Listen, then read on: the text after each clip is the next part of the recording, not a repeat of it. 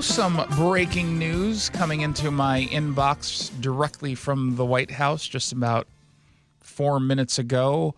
Officially now, the Trump administration has moved to make Antifa a domestic terrorist organization.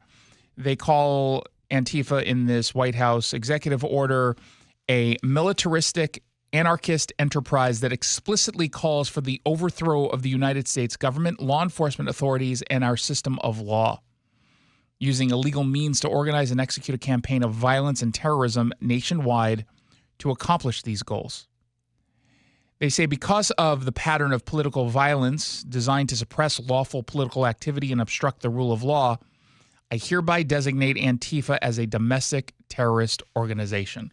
Caroline Leavitt earlier this morning during her press briefing got into why they're now labeling Antifa this way. Antifa is going to be designated a domestic terrorist organization. The president intends to sign that executive order very soon as it's drafted, as soon as today, later this afternoon. And this is something the president campaigned on because we have seen a rise in violence perpetuated by Antifa radical people across this country who subscribe to this group.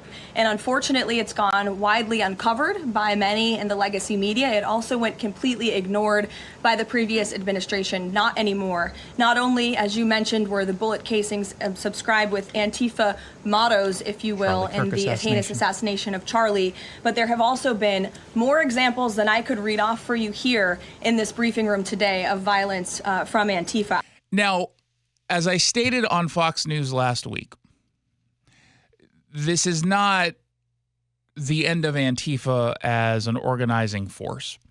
And the reality is that it's going to be difficult to enforce against Antifa unless they are caught in the act of their Antifa terrorism. Meaning, for example, in Portland, where you're still having these near nightly Antifa assaults against federal agents, if they're not catching them and making the arrest, they're not going to be charged any differently or at all under this new designation.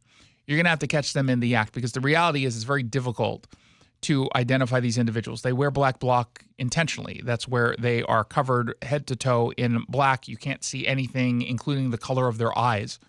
They do this because they are knowingly breaking the law and they don't want to get caught.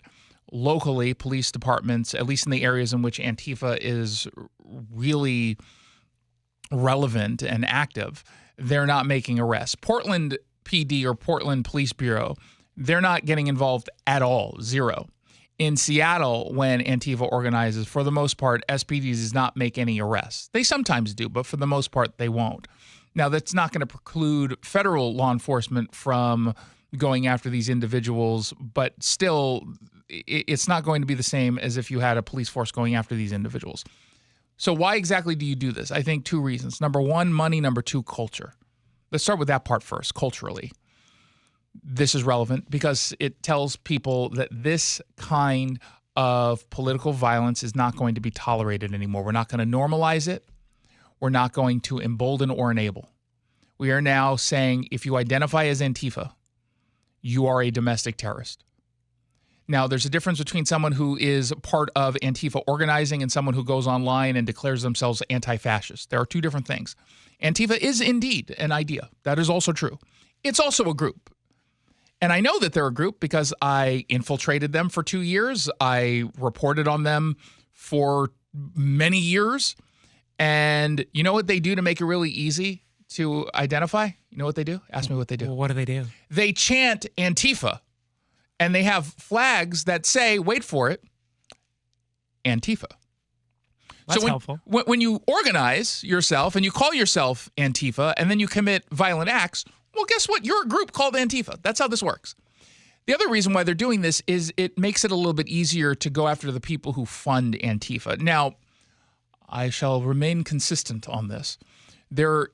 While there certainly probably are instances in which you can find one-off cases of someone, quote-unquote, funding these groups, the reality is they are self-funded. They raise money via not necessarily GoFundMe's, but they have that kind of apparatus set up for people to donate to their cause. If you really wanted to get, you have to stretch this a little bit probably, but any of those bail fund groups, I think you can probably also go after them if they are aiding the release of Antifa thugs. This gives the federal government a considerable more amount of power to go after those folks. I mean, they're not doing it through a bake sale or. No, well, sometimes they are. I wouldn't eat any of their. Oh yeah, Although, don't eat those brownies. They are gluten-free, but they're filled with weed and other stuff.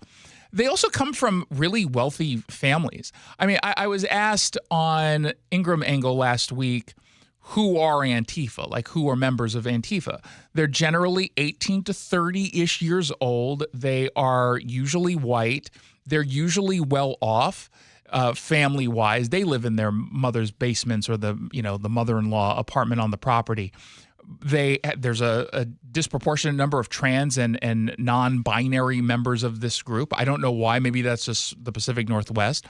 But they're anarchists, they're anti-capitalists, they are social outcasts who have found their little club. And of course, ultimately, they're extremists. And any kind of pressure that can be put on these organizations to either to get them to stop their violence or to suffer some sort of legal result of their actions, great.